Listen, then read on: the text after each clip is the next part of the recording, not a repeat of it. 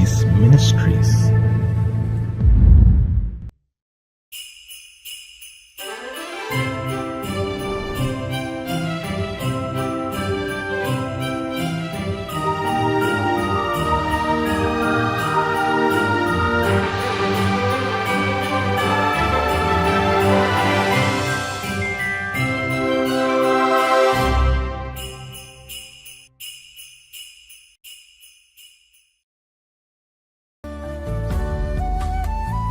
வானத்தையும் பூமியையும் உண்டாக்கின கர்த்தர் சீயோனிலிருந்து உன்னை ஆசீர்வதிப்பாராக. சங்கீதம் 134:3. Lord that made heaven and earth, bless thee out of Zion. Psalms 134:3. கர்த்தருடைய பரிசுத்த நாமம் மகிமைப்படுவதாக. மகிழ்ச்சிகரமான கடைசி மாதத்தில் காட் கோ சீஸ் மினிஸ்ட்ரி சார்பாக உங்களை சந்திப்பதில் பெரும் மகிழ்ச்சி அடைகிறேன். இந்த ஆண்டு முழுவதும் தேவனாகிய கர்த்தர் நம்மையும் நம் குடும்பத்தையும் கிருபையால் தாங்கி நடத்தியிருக்கிறார். நம்முடைய போக்கிலும் வரத்திலும் நம்முடைய பிரயாணங்களிலும் கர்த்தர் நமக்கு துணையாயிருந்தது மாத்திரமல்ல, நம்முடைய பலவீனங்களிலே தம்முடைய வார்த்தையை அனுப்பி பலப்படுத்தியிருக்கிறார். நாம் அநேக நேரங்களிலே சோர்ந்து போய் இருந்த போதும் கர்த்தர் தம்முடைய வார்த்தையினாலே நம்மை தேற்றினார், நம்மை பலப்படுத்தினார். தேவனாகிய கர்த்தர் நம்மோடு கூட இருக்கிறார் என்பதை இதன் மூலம் அநேக நேரங்களிலே நம்மை உணர வைத்திருக்கிறார். விசேஷமாக இந்த கடைசி மாதத்திலே தேவனாகிய கர்த்தர் நிறைவான ஆசீர்வாதங்களால் நிரப்பி நம்மை ஆசீர்வதிப்பார் என்று நம்புகிறேன். கர்த்தருடைய வார்த்தையை கேளுங்கள், நம்புங்கள். கர்த்தருடைய வார்த்தை உங்கள் நடுவிலே பெரிய காரியங்களை செய்யும். தேவனிடத்திலிருந்து ஆசீர்வாதங்களை காத்திருந்து பெற்றுக்கொள்வோம். தேவனாகிய கர்த்தர் நிச்சயம் உங்களையும் உங்கள் குடும்பங்களையும் ஆசீர்வதிப்பாராக. ஆமேன்.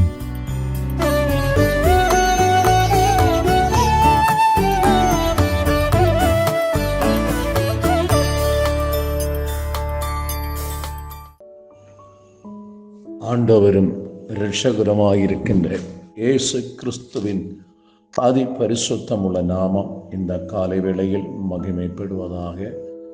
இன்றைய நாளிலும் காட் கோ சீஸ் மினிஸ்ட்ரியின் சார்பாக உங்களை சந்திப்பதில் நான் மிகவும் மகிழ்ச்சி அடைகிறேன். இந்த நாளுடைய தியானத்துக்காக 2 கொரிந்தியர் நிருபம் 2ஆம் அதிகாரம் அதனுடைய 14வது வசனத்துடைய முதல் பகுதியை நான் தியானத்துக்கு எடுத்துக்கொள்கிறேன். கிறிஸ்துவுக்குள் எப்பொழுதும் எங்களை வெற்றி சிறக்க பண்ணி.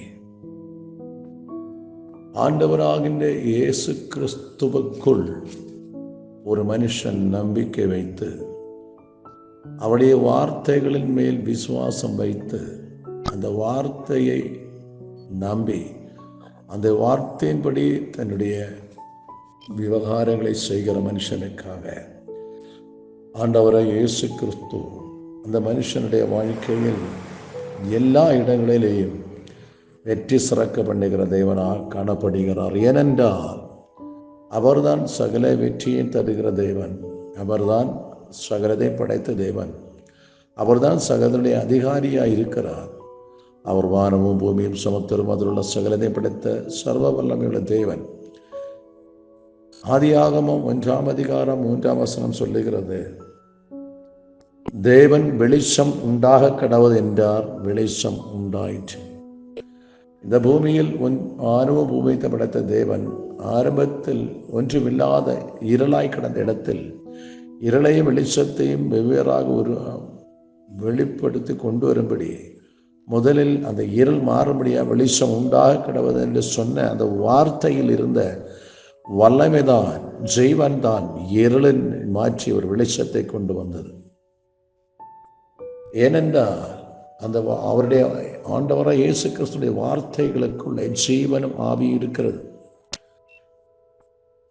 யோவான் சுவிசேஷம் 6ஆம் அதிகாரத்தினுடைய 63ஆம் வசனத்துடைய முதல் பகுதியிலே நாம் அதை வாசிக்கிறோம். நான் உங்களுக்கு சொல்லுகிற வசனங்கள் ஆவியாயும் ஜீவனமாய் இருக்கிறது. இயேசு கிறிஸ்துவனுடைய ஒவ்வொரு வார்த்தைகளும் அந்த வார்த்தைக்குள்ளே ஜீவனும் ஆவியும் இருக்கிறது. ஏனென்றால் இந்த வார்த்தை இயேசுவினுடைய வார்த்தையாயிருக்கிறது. இந்த வார்த்தை இயேசுவினுடைய ஜீவ சுவாசமாயிருக்கிறது. ஏனென்றால் மனுஷனை படைத்த தேவன் ஆதியிலே ஒரு களிமண்ணினாலே மனிதனை உருவாக்கி, களிமண்ணினாலே ஒரு சுரூபத்தை உருவாக்கி அந்த ஜீவனற்ற போன்ற களிமண்ணுக்கு அந்த ஜீவனற்ற உருவத்துக்கு தேவன் தன்னுடைய ஞாசியும் தன்னுடைய ஜீவ சுவாசத்தை அந்த களிமண்ணின் மேல் அவர் ஊதினார். அப்போது அந்த களிமண்ணாக இருந்தது ஜீவனுள்ள ஆத்ம மனுஷனாக அவன் மாற்றப்பட்டான் என்று தெய்வ வசனம் சொல்லுகிறது. அப்படி என்றால் களிமண்ணாய் இருந்த இடத்தில் ஒரு மனுஷ ரூபத்தை உருவாக்கி அதில் ஜீவனை கொடுத்து எழும்ப பண்ணுறது தேவனுடைய ஜீவ சுவாசம். அந்த ஜீவ சுவாசம் தான், அந்த வல்லமை தான், அந்த ஆவியின் ஜீவன் தான் நம்முடைய வாழ்க்கையிலும் வெற்றியை கொண்டு வருகிறது. அப்போ இயேசு கிறிஸ்துவின் ஜீவ சுவாசம் இப்போது எங்கே இருக்கிறது?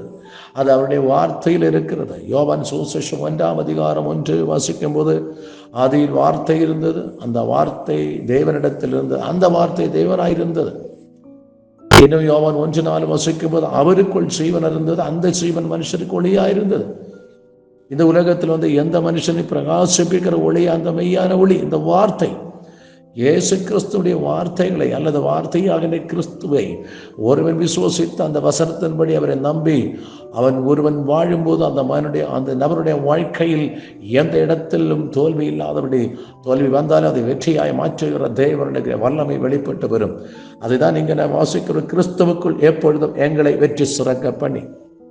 என்னை கேட்கின்ற அன்பானவர்களே, உடைய வாழ்க்கையில் தோல்வியா, சிறையிருப்புகளா, தடைகளா, கட்டுகளா, பயமா, எதுவாயிருந்தாலும் நீங்கள் இயேசு கிறிஸ்துவையும் அவருடைய வார்த்தைகளையும் விசுவசித்து அதன்படி நீங்கள் முன்னேற தயாரானால் உங்களுடைய எல்லா இடங்களிலும் இருக்கின்ற தோல்விகள் மாறி வெற்றி சிறக்க பண்ணுகிற தேவன் உங்களுடைய வாழ்க்கையில் கிரியை செய்ய ஆரம்பிப்பான். ஒருவேளை இன்றைக்கு நீங்கள் ஏதோ விஷயத்தில் தோல்வி மேல் தோல்வி அடைந்து சிறையிருப்பின் மேல் சிறையாக்கப்பட்டவர் நபராயிருந்தாலும் அதிலிருந்து உங்களை விடுதலையாக்கி தர வல்லமை உள்ள தேவன் இருக்கிறார். அவர்தான் ஆண்டவராகின்ற இயேசு கிறிஸ்து. அவருடைய வசனத்தில் ஜீவன் உண்டு, அந்த வசனத்தில் ஆவி உண்டு. நீங்கள் விசுவசிக்கிற இயேசு வார்த்தையாயிருக்கிறவர். அந்த வார்த்தையில் இயேசுடைய ஆவியின் ஜீவன் இருக்கிறது. நீங்கள் விசுவசிக்கும் போது உங்களோட வாழ்க்கையில் என்ன தேவையோ அந்த வார்த்தைகளுடைய வெளிப்பட்டு வரும். அதில் வெளிச்சம் உருவாக்கிறது சொன்னபோது வெளிச்சம் உருவானது. இயேசுவினிடத்தில் வியாதிஸ்தன் வந்தார்கள். இயேசு வசனம் அனுப்பி, வார்த்தையை அனுப்பி அவர்களை குணமாக்கினார். ஏனென்றால் அவருடைய வார்த்தைகளை ஜீவன் உண்டு. அதே இயேசுவினிடத்தில் பிசாசு பிடித்தவர்கள், அசுத்தாவில் பிடிக்கப்பட்டு வந்தார்கள். தேவன் தன்னுடைய வசனத்தை அனுப்பி அவைகளை துரத்தி அவர்களை குணமாக்கினார். இயேசு கிறிஸ்து எங்கேயோ அல்லது தேவனுடைய வார்த்தை எங்கேயோ அங்கே வெற்றியுண்டு, மட்டுமில்லை அங்கே விடுதலையுண்டு. 2 கொரிந்தியர் நிருபம் 3:17 பார்க்கும்போது, கர்த்தரே ஆவியானவர், கர்த்தருடைய ஆவி எங்கேயோ அங்கே விடுதலை உண்டு. ஒரு மனுஷன் விடுதலை அடையப்பட வேண்டும் என்றால், சிறையிருப்பிலிருந்து விடுவிக்கப்பட வேண்டும் என்றால், எந்த பிரச்சனையும் அகப்பட்டு விடுவிக்கப்படாத ஒரு அனுபவத்தில் இருக்கிறார், அதிலிருந்து விடுதலை வேண்டும் என்றால் கர்த்தருடைய ஆவியானவர் அங்கே இறங்க வேண்டும். கர்த்தருடைய ஆவியானவர் என்று சொன்னால் தேவனுடைய வல்லமை, தேவனுடைய வார்த்தை அங்கே வெளிப்பட வேண்டும். அப்போ ஒரு மனுஷனுடைய வாழ்க்கையை பிரகாசிக்க பண்ணுகிறது, வெற்றி சிறக்க பண்ணுகிறது, விடுதலையை தருகிறது, உயர்வை தருகிறது. எல்லாம் ஒன்றே ஒன்றுதான், இயேசு கிறிஸ்து. அவருக்குள், கிறிஸ்துவுக்குள் நீங்கள் வாழ்வீர்களானால், கிறிஸ்துவை விசுவசித்து இயேசு கிறிஸ்துவின் வசனத்தின் பிரகாரம் நீங்கள் வாழ்கின்ற ஒரு நபராயிருந்தால், இன்றைக்கு உடைய ஜீவியத்தில் காணப்படுகின்ற சகல தோல்விகளையும் வெற்றியாக மாற்றித்தர பரலோக தேவன் தன்னுடைய வல்லமை அனுப்ப உண்மையுள்ளவராயிருக்கிறார்.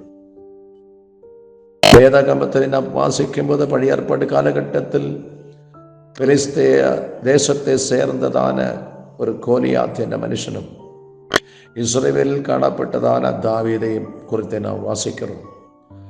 பெலிஸ்தன் பராக்கிரமசாலி யுத்த வீரன், அவன் அதிகமான உயரமுள்ளவன், வல்லமையுள்ளவன், யுத்த சமர்த்தன், பயங்கரமான ஆயுதம் தரித்து கொண்டு இஸ்ரவேல் ராஜாவுக்கு எதிராக, ஜனத்துக்கு எதிராக அவன் நிற்கிறான்.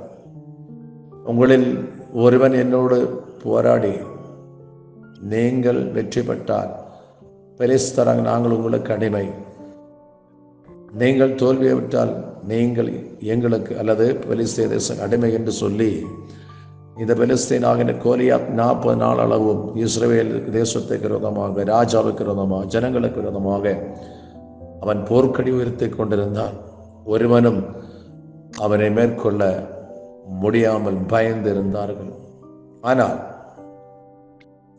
அந்த இடத்திலே அபிஷேகம் பண்ணப்பட்ட தாவீது, தேவனை உயர்த்துகின்ற தாவீது, ஆண்டவரை ஆராதிக்கின்ற தாவீது, கர்த்தரை எப்போதும் முன்னிறுத்தி இருக்கின்ற தாவீது, தேவனுக்கு பயப்படுகின்ற தாவீது, தேவனுக்கு முதல் கொடுக்கின்ற தாவீது, தேவனை எப்போதும் சார்ந்திருக்கின்ற தாவீது அவன் கடந்து வருகிறான். அந்த கோலியாத்துக்கு எதிராக யுத்தம் செய்ய கடந்து வருகிறான். அவன் ராஜா சொல்ல காரியம் உண்டு, தாவீதை நீ சிறு பையன், உனக்கு அவனை வெற்றி செய்ய முடியாது, வெற்றி பெற முயலாது, அவனோ யுத்த சமர்த்தன் என்று ராஜாவாக சவுல் சொல்லுகிறார்.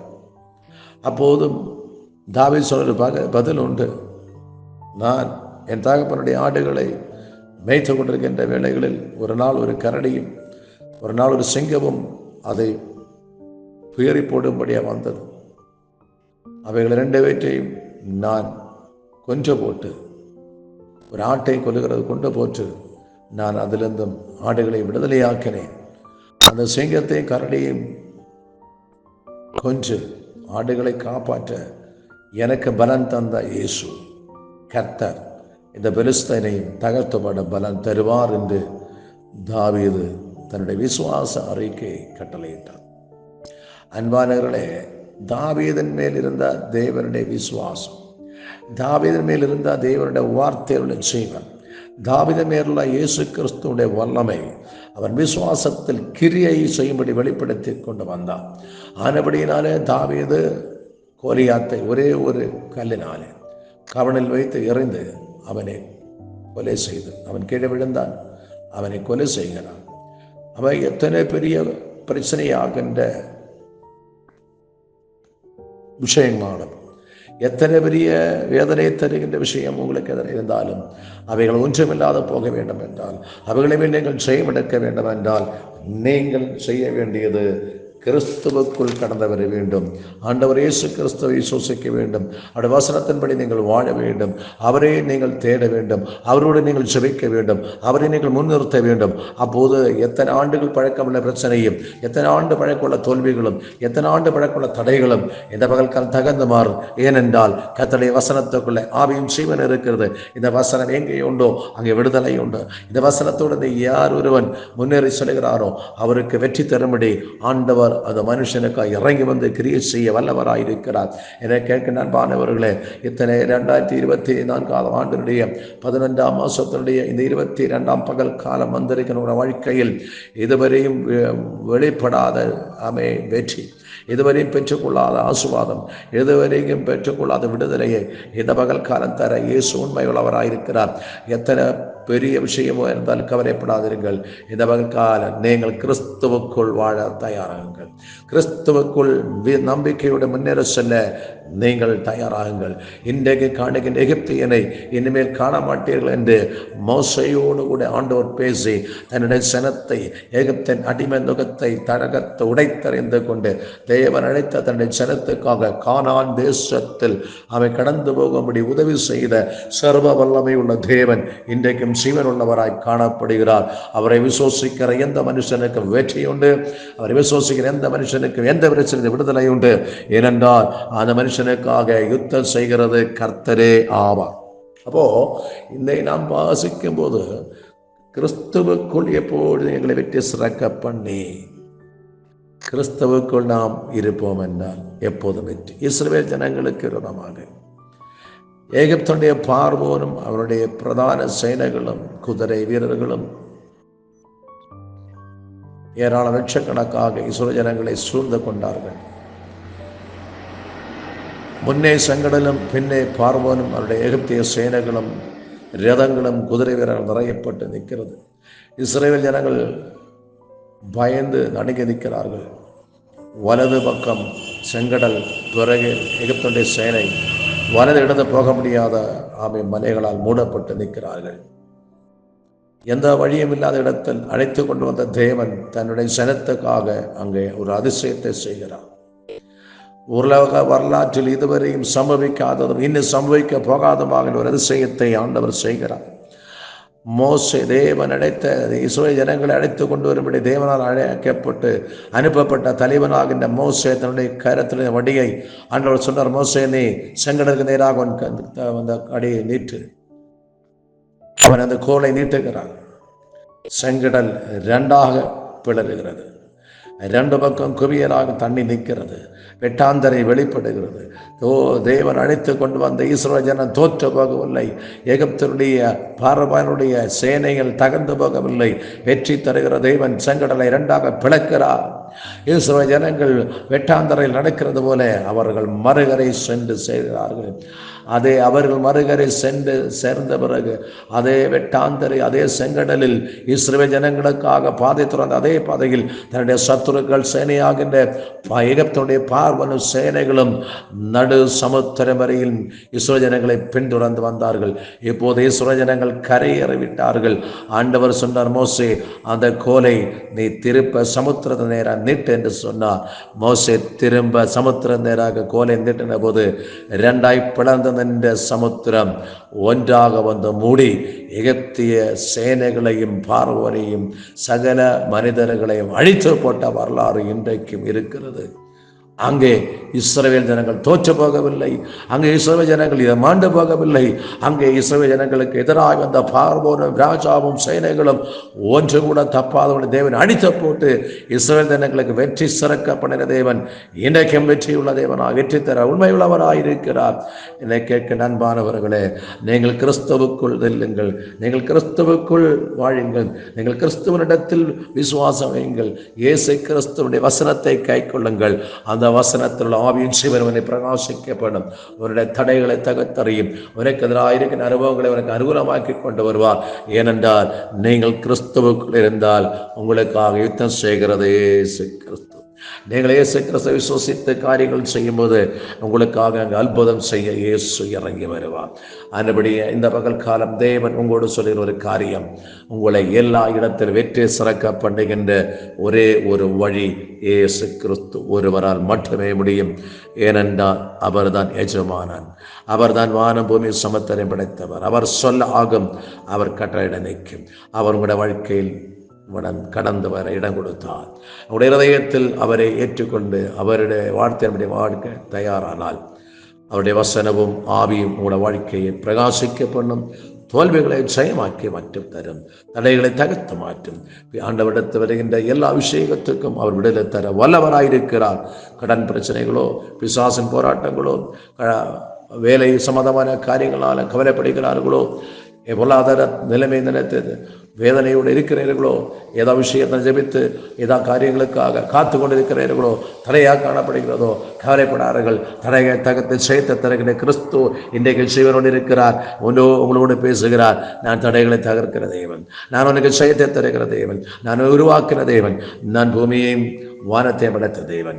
என்னை விசுவசிக்கிறவன் அவன் கெட்டு போவதில்லை, அவன் வறுமையாக்கி போவதும் இல்லை, அவன் தோற்று போவதும் இல்லை. கர்த்தர் சொல்லுகிறார். இந்த பகல் காலம் நமக்கு ஜீவனை தந்த உலகத்தை சிருஷ்டித்த அந்த வார்த்தையாகின்ற கிறிஸ்துவை விசுவசித்து அவரை கை கொள்ளும் போது நாம் எல்லா இடத்திலும் வெற்றி சிறக்கத்தக்க வண்ணம் தேவன் நம்மோடு கூட இருந்து பெரிய காரியங்களை செய்வார். ஒரு தனிப்பட்ட மனுஷனோட வாழ்க்கையானாலும் சரி, ஒரு ராஜ்யத்தின் விஷயமானாலும் சரி, எந்த பிரச்சனைக்கும் கிறிஸ்துவை முன்னிட்டு அவரை விசுவசித்து அவருடைய வார்த்தையின்படி செய்ய நீங்கள் தயாராகும் போது, ஒரு தனிப்பட்ட மனுஷனானாலும், ஒரு வீடுக்கானாலும், ஒரு கிராமமானாலும், ஒரு மாவட்டமானாலும், ஒரு மாநிலமானாலும், ஒரு ராஜ்யமானாலும் கிறிஸ்துவை சார்ந்திருந்தால், அந்த வசனத்தை விசுவசித்தால் அவர்களுக்கு வெற்றி உண்டு, அவர்களுக்கு விடுதலை உண்டு, அவர்களுக்கு சமாதானம் உண்டு, அவர்களுக்கு நித்திய ஜீவன் உண்டு.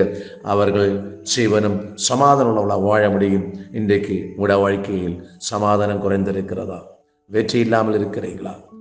சிறையிருப்புகள் இருக்கிறீங்களா? கவலைப்படாதிருங்கள். இவைகளை மாற்ற அதிகாரமுள்ள ஒருவர் இருக்கிறார். அவர்தான் ஆண்டவராகின்ற இயேசு கிறிஸ்து. அவரை விசுவசிங்கள், அவரிடத்தில் ஜெபம் பண்ணுங்கள், வசனத்தை தியானிங்கள், அந்த வசனத்தின் வாழ்க்கை ஒப்புக்கொடுங்கள். இன்றைக்கு உங்களிடமிருந்திருக்கிற எல்லா தடைகளையும் தகர்த்தறிந்து அவர் உங்களை வெற்றி சிறக்க பண்ண வல்லவராயிருக்கிறார். அந்த தேவ சமூகத்தை நாங்களை மூற்றும் தாழ்த்துவோம், ஒப்புக் கொடுப்போம். கர்த்தர் தாமே நம்முடைய வாழ்க்கையில் வந்து ஜெயத்தை தருவாராக. ஆமே. ஒரு நிமிஷம் கண்கள் எடுத்து செபிப்போமா?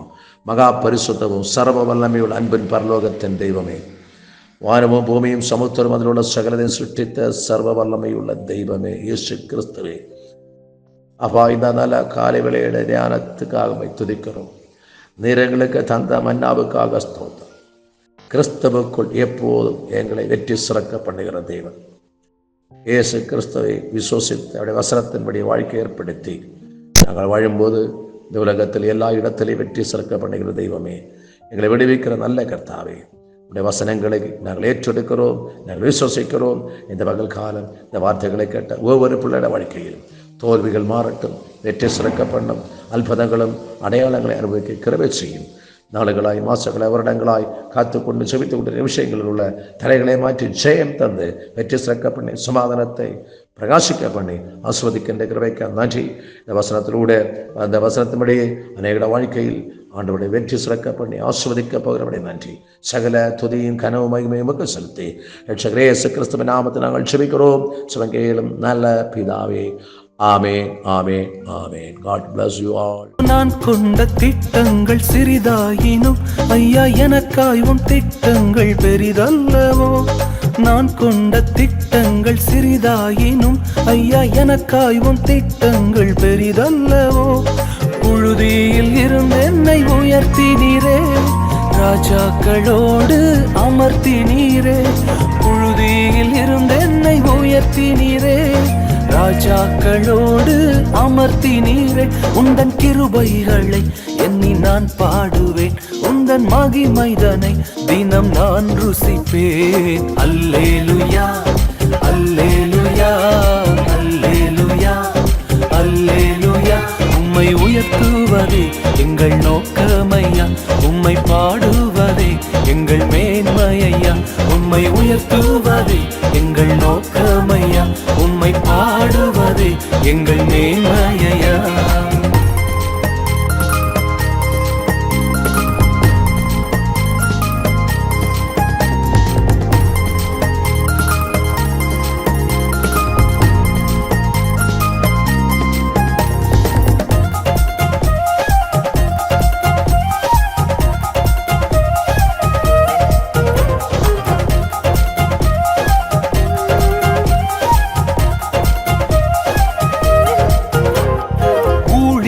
எல்லைகள் பெரிதாக்கினீர், அதில் ராஜாக்கள் உதிக்கவும் உதவி செய்தீர். ஊழிய எல்லைகள் பெரிதாக்கினீர், அதில் ராஜாக்கள் உதிக்கவும் உதவி செய்தீர். அறியாத ஜாதியை வரவழைத்தீர், நீர் தந்த வாக்கினை நிறைவேற்றினீர். அறியாத ஜாதியை வரவழைத்தீர், நீர் தந்த வாக்கினை நிறைவேற்றினீர். உந்தன் கிருபைகளை எண்ணி நான் பாடுவேன், உந்தன் மகிமைதனை தினம் நான் ருசிப்பேன். அல்லேலுயா, அல்லேலுயா, அல்லேலுயா, அல்லேலுயா. உம்மை உயர்த்துவதே எங்கள் நோக்கமையா. அவரை உயர்த்துவதுதான் நோக்கம். Yes Lord, the purpose of my life is to worship you, Father. We lift your name, O Lord. We worship you, Father God. Amen. வருத்தங்கள் பசி தாகம் வந்தால் எங்கள் விசுவாச கேடயத்தை ஒரு நாளும் விடமாற்றோம் ஆண்டவரே. நம்பினவர்கள் எங்களை நட்டாற்றில கைவிட்டு போனால் எங்களை காப்பாற்ற நீர் உண்டு, நீர் வருவீர் ஆண்டவரே. Oh, hallelujah.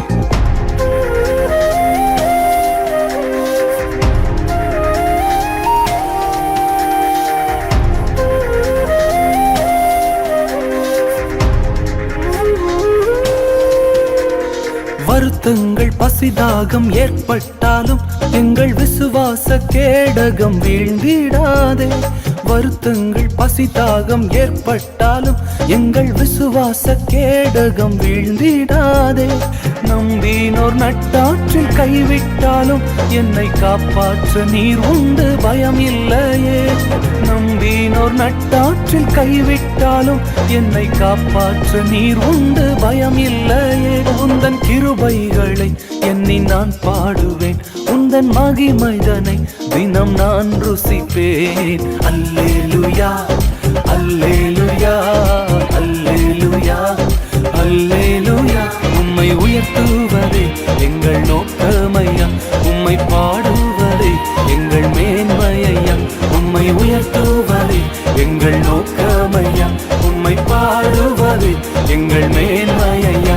உம்மை அவரை உயர்த்துகிற பிள்ளைகளை அவர் ஒரு நாளும் வெட்கப்படுத்துவதில்லை. உன் தோல்வியின் மத்தியில், உன் நிந்தனையின் மத்தியில் அவருடைய நாமத்தை உயர்த்தி உனக்கு நிச்சயமாய் ஜெயம் உண்டு. அவரை உயர்த்துகிறவர்களை அவர் ஆசீர்வதிக்கிறார். ஓ, அவருடைய நாமம் உயர்த்தப்படுவதாக, கர்த்தருடைய நாமம் பரிசுத்தப்படுவதாக.